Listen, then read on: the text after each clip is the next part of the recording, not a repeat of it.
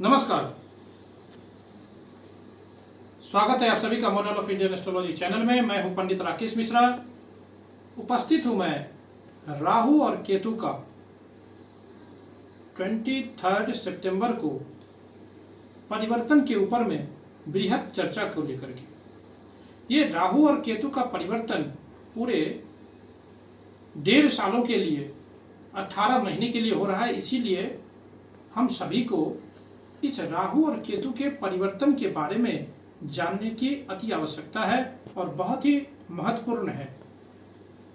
मेरा आप सभी दर्शकों से निवेदन रहेगा कि आप हमारे इस कार्यक्रम को पूरा देखें, तो इस चीज से आप लोगों को जरूर लाभ मिलेगा और कुछ जानकारियां भी मिल सकती है। यहां पर मैं राहु का वृषभ राशि में और केतु का वृश्चिक राशि में गोचर रहेगा, तब हमारी राशियों का क्या फल होगा, हमारी राशियों पर हमें किन बातों से बचना है, किन बातों से खुश होना है और क्या उपाय करें इसके लिए। राहु अपनी उच्च राशि में और केतु अपनी उच्च राशि में परिवर्तन करेंगे। राहु केतु का अपनी अपनी उच्च राशि में जाना दुनिया के लिए एक खुशखबरी है। राहु केतु का यह गोचर उन लोगों के लिए बेहद महत्वपूर्ण है जिनकी राहु और केतु की ही महादशा या अंतर्दशा चल रही है। उन लोगों के लिए भी महत्वपूर्ण है जिनकी महादशा अंतर्दशा चल रही है और राहु केतु साथ में बैठे हैं, तो उन लोगों को तो बहुत सावधानी से इस गोचर के बारे में जानना या समझना चाहिए। यहां पर मैं आपने नहीं समझा होगा मैंने क्या बोला कि राहु और केतु के इस महापरिवर्तन में अभी आपके जन्म कुंडली में जिस ग्रह की महादशा या अंतर्दशा चल रही है और उस ग्रह के साथ में राहु और केतु का अगर युति संगत अगर युति है, प्रतियुति है यहां पर में, तो इसलिए उसके लिए भी ये कार्यक्रम समझना, इस राशि परिवर्तन राहु केतु का, इसके बारे में जानकारी लेना, ये बहुत ही अति आवश्यक हो जाता है। चंद्रमा से इस कार्यक्रम ये आप लोगों के सामने प्रस्तुत कर रहा हूं, ये totally based on moon sign है। चंद्रमा हमेशा गोचर का फलाफल ज्यादा, चंद्रमा से गोचर का फलाफल ज्यादा महत्वपूर्ण माना जाता है। कारण क्या है कि चंद्रमा हमारे मन है या हमारा मन है और मन पर जो इम्पैक्ट होगा वही ज्यादा प्रभावित करेगा।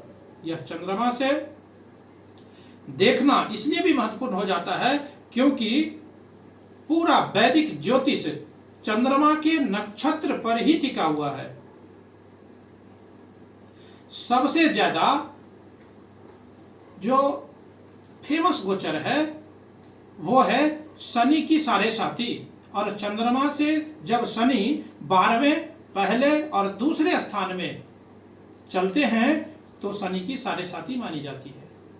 अगर लग्न से भी देख सकते हैं हालांकि, लेकिन लग्न एक फिजिकल इंपैक्ट देने वाला होता है और चंद्रमा मेंटल इंपैक्ट देने वाला होता है। हमारा मन उस घटना को कैसे रिएक्ट करेगा यह जानना बहुत जरूरी है।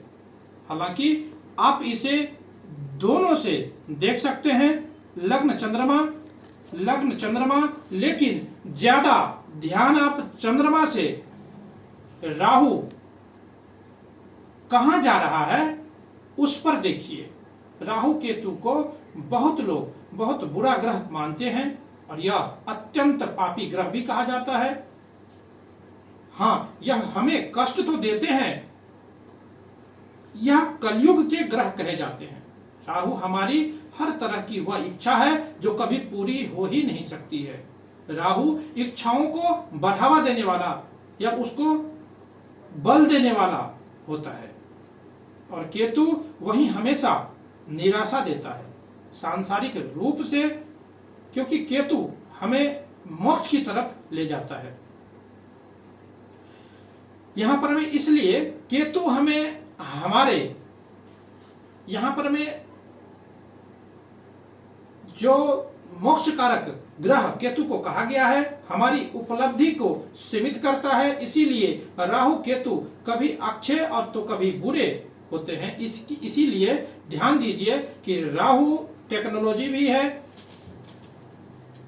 एडवांसमेंट भी है, दुनिया आगे जा रही है, बढ़ रही है, उसके पीछे राहु ही तो है।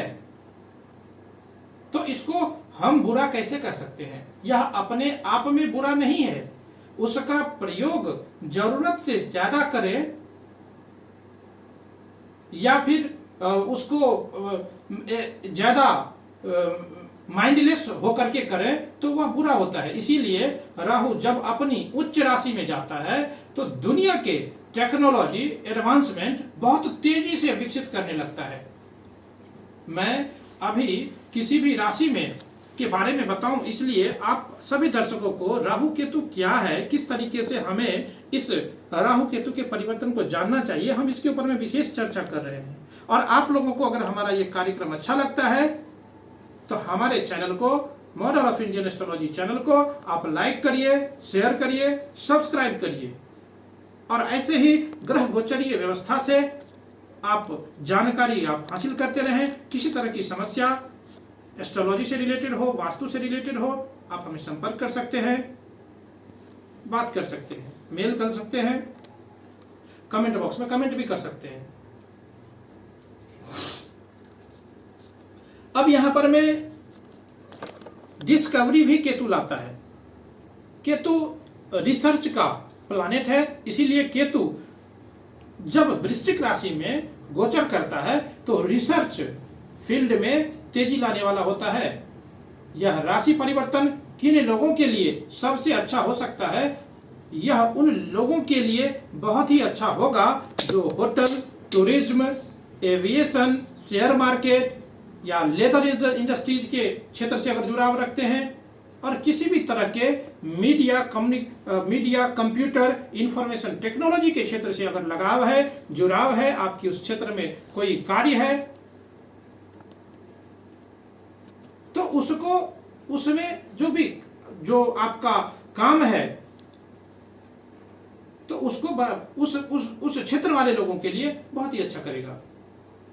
वहीं केतु का यह राशि परिवर्तन उन लोगों के लिए बहुत ही अच्छा होने वाला है जो रिसर्च क्षेत्र में जुड़ाव रखते हैं या लगाव रखते हैं, आध्यात्मिकता से या स्पिरिचुअलिटी से, स्पिरिचुअलिज्म में से है या आर्मी से जुड़ाव है, लगाव है, आप कार्यरत हैं, काम करते हैं, यानी कि सुरक्षा से, और डॉक्टर्स के लिए भी, मेडिकल प्रोफेशन से जुड़े लोगों के लिए भी केतु का यह गोचर बहुत ही शुभ परिणाम लेकर के आएगा। आप अपने जन्म कुंडली में देखें कि कहां जा रहा है राहु और केतु, यानी पहले, चौथे, पांचवें, सातवें और नौवें केंद्र या त्रिकोण में जा रहे हैं तो यह गोचर निसंकोच या अच्छा माना जाएगा आपके लिए। राहु केतु का यह भी देखना आवश्यक हो जाता है कि राहु केतु का परिवर्तन के बाद यह किन किन ग्रहों के साथ में ये युति रखता है या युति संगत स्थिति में है। एक और बात कि गोचर में ग्रहों की फल देखने के लिए अष्टक वर्ग में कितने पॉइंट मिले हैं, इस बात की भी ध्यान रखनी चाहिए या विचार किया जाना चाहिए। ट्रांजिट में ग्रहों की बात का विचार यहीं से किया जाता है। जब भी कोई किसी तरह के गोचरीय ग्रहों की स्थिति के ऊपर में जब भी फलाफल निकाला जाता है तो इस बात का विशेष रूप से ध्यान रखा जाता है। और फिर वेद का मतलब होता है ऑब्स्ट्रक्शन। देखिए कि राहु और केतु जहां से गोचर कर रहे हैं वहां से वेद पॉइंट में कोई ग्रह है कि नहीं है, यानी कि अलग अलग ग्रहों के अलग अलग वेद पॉइंट होते हैं। शनि केतु एक जैसा वेद देते हैं और बुध राहु जैसा वेद देते हैं। यह भी देखना होता है कि राहु केतु आपके जन्म नक्षत्र से कहां गोचर कर रहे हैं, कौन से नक्षत्र में जा रहे हैं। बहुत जरूरी होता है इस बात को जानना कि जब जन्म नक्षत्र यानी चंद्रमा जिस नक्षत्र में बैठा हो वह नक्षत्र जन्म नक्षत्र होता है, और उसमें दूसरा नक्षत्र क्या होता है, संपत यानी संपत्ति, धन देने वाला। तीसरा नक्षत्र होता है विपत्त। चौथा नक्षत्र होता है श्रेम यानी सुख। पांचवा नक्षत्र होता है प्रत्यधि यानी ऑब्स्ट्रक्शन। छठा नक्षत्र होता है साधन यानी अचीवमेंट। सातवां नक्षत्र होता है निधन। आठवां नक्षत्र होता है मैत्री। नौवां नक्षत्र होता है परम मैत्री। 10वां कर्म। 9वां आधान। 23वां वैनाशिक। तो इन नक्षत्रों पर ध्यान देना पड़ता है। दृष्टि संबंध भी बदलाव लाता है हमारे जीवन में। ये सारी बातें आप लोगों के साथ में इसलिए बताया जिनको जानकारी है, जो ज्योतिष ऑलरेडी सीख रहे हैं या सीखे हुए हैं, जो जानकारी रखते हैं उनके लिए भी, और जो उनको नहीं पता है उनके लिए भी। तो ये सारी जानकारी अब जानने के बाद अब बात करेंगे कि राशियों के ऊपर में इसका क्या प्रभाव होगा।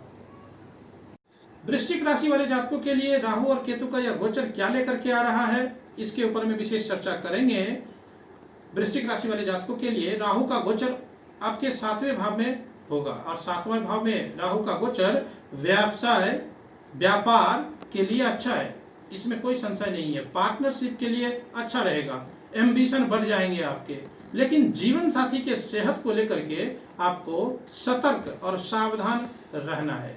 विदेश यात्रा भी आप कर सकते हैं इस समय में। ये 1.5 साल का पीरियड, नए पार्टनरशिप डेवलप हो सकते हैं। व्यापार में नए विचार, नए आइडियाज यहाँ पर में आपको आ सकता है। ऐसा सिचुएशन ला सकता है। रिसर्च एनालिसिस के फील्ड के अगर लोग हैं, उनसे अगर कोई जुड़ाव है या लगाव है आपका, तो ये समय आपके लिए बहुत अच्छा है। ये समय आपके लिए है। केतु का गोचर वृश्चिक राशि वाले जातकों के लिए लग्न में ही हो रहा है। लग्न में केतु का गोचर व्यक्ति में उलझन को बढ़ाता है। व्यक्ति आइसोलेशन की तरफ चला जाता है। मिस्टिसिज्म में इंटरेस्ट बढ़ जाता है। जो लोग धर्म से जुड़े हैं उनके लिए तो बहुत अच्छा रहेगा।